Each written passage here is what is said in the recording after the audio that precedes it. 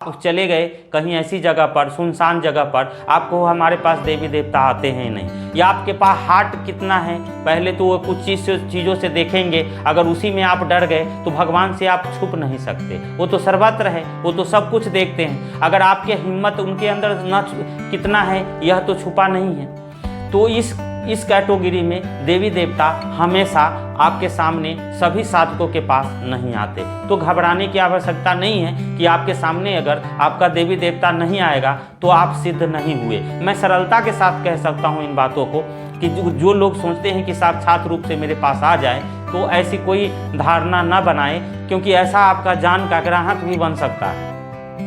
ऐसी धारणा मन में न बनाए। आप साधना करते जाओ, आपका काम है कर्तव्य करना, कर्म करना, और फल का काम ऊपर वाले पर छोड़ दो। ये आप खुद मत उठाओ कि हमारे साथ ऐसा नहीं। फिर आप जो ही करो वो पूरी श्रद्धा के साथ करो और निष्ठा के साथ करो। ऐसा नहीं कि आप कर भी रहे हो और उसमें अश्रद्धा घुसा हुआ है, पता नहीं होगा या नहीं होगा, होगा या नहीं होगा, मंत्र तो अशुद्ध नहीं हो रहा है, गुरुजी मंत्र बताए ठीक से तो नहीं कहीं बताए, यानी मन में जो भ्रम उत्पन्न होगा तो वह साधना कभी भी पूर्ण नहीं हो सकता। आप जो है पूर्ण श्रद्धा के साथ जब तक और दृढ़ विश्वास के साथ जब तक आप कोई कार्य नहीं करते, तो कार्य की पूर्णता की अभिलाषा आपके मन में कैसे हो सकता है, और होना भी नहीं चाहिए। मैं इस तरह का बात आपको बताया क्योंकि यह जीवन में तो मैं जो बता रहा था, फिर मैं उस पर चलता हूँ। मैं हरियाणा में जहाँ रहता था, थोड़े दिन के लिए एक मंदिर पे रहता था, वहाँ कोई नहीं रहता था। तो 2-4 लड़के आ गए, आज से काफ़ी पहले की बात है, मैं भी नवयुवक था, सब साथ बैठते थे। तो एक दिन मैं वहाँ भी रहता, तो मैं इस लाइन से थोड़ा यंत्र मंत्र कुछ तो ज़रूर मैं भी थोड़ा बहुत जानता था। तो क्या हुआ कि ये लड़के लोग कहने लगे कि गुरुजी, और सभी अपनी अपनी बात कुछ कुछ बताने लगे। इसी क्रम में एक लड़का था जिसका नाम था सोहन, जो गुड़गांव से थोड़ा सा आगे का इलाका है, शिकारपुर जगह का नाम है, जो वहाँ सोहन नाम का लड़का था। वो राव साहब थे, यानी कि वहाँ पे यादवों को राव साहब बोला जाता। तो एक दिन वो थे और एक ब्राह्मण के लड़के थे, उनका नाम अभी मैं भूल रहा हूँ, और वह जो है दोनों ही आते रहते थे।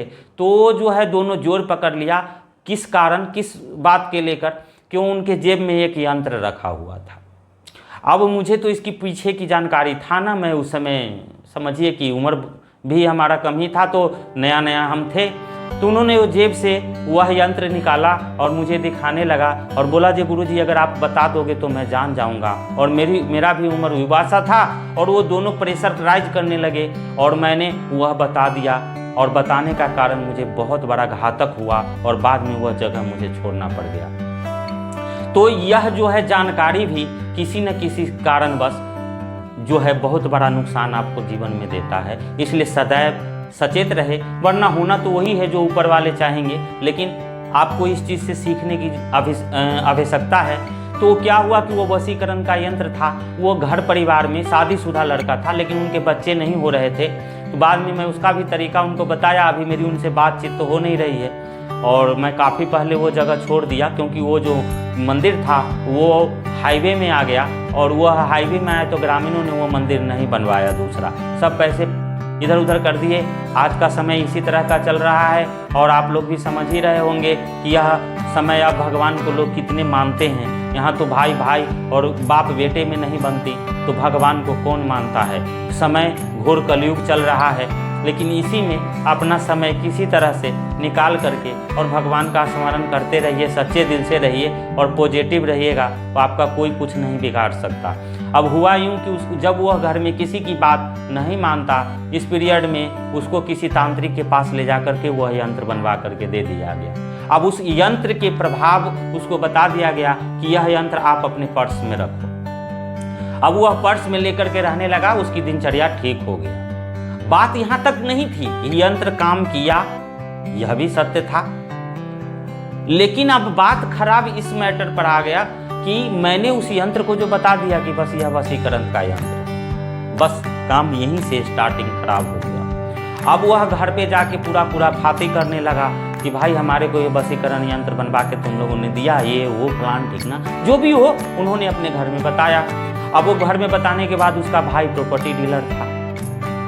तो वहाँ एक मित्र था मेरा जो कोई अमेरिकन कंपनी में गुड़गांव में जो वो कार्य करते थे, वो एसी की कोई वायर जो तार और बनता है उसमें वो कार्य करते थे। उनका अच्छा खासा सैलरी था, वो कार से आते थे और मुझे कुछ पता नहीं। मैं तो बता के पूरी तरह से निश्चिंत हो गया कि कोई बात ही नहीं है। तो बच्चे में बात हुई, मैं तो मेरे को तो दिमाग में ऐसा कोई बात आया नहीं। अब इस तरह की बात जब आया नहीं दिमाग में, और उधर तो माहौल पूरा गर्म। लेकिन वो जो मेरे पास जो बिट्टू नाम का जो आता था, उसका नाम तो कुछ और ही था, लेकिन सब उसे बिट्टू बिट्टू कहते थे। उसके कानों में ये बात पहुंचा कि यह हुआ क्या है मैटर। जब उसके कान में पहुंचा तो वो आ गया मेरे पास। क्यों? उसका भाई जो था प्रॉपर्टी डीलर में था। तो जो प्रॉपर्टी वाले होते हैं वो किस तरह के होते हैं आपको खूब पता होगा, ये बात बताने की आपको आवश्यकता नहीं। तो और उसकी कई सारी टैंकर चलते थे। तो जो मतलब हाईवा चलते थे। तो वह इस पीरियड में तब वह बिट्टू जब पूरा बात सुन करके, लेकिन उनके पिताजी तो जो थे सोहन के, वो बहुत ही अच्छे इंसान थे। शायद अभी भी हो या नहीं हो, मैं नहीं बता सकता।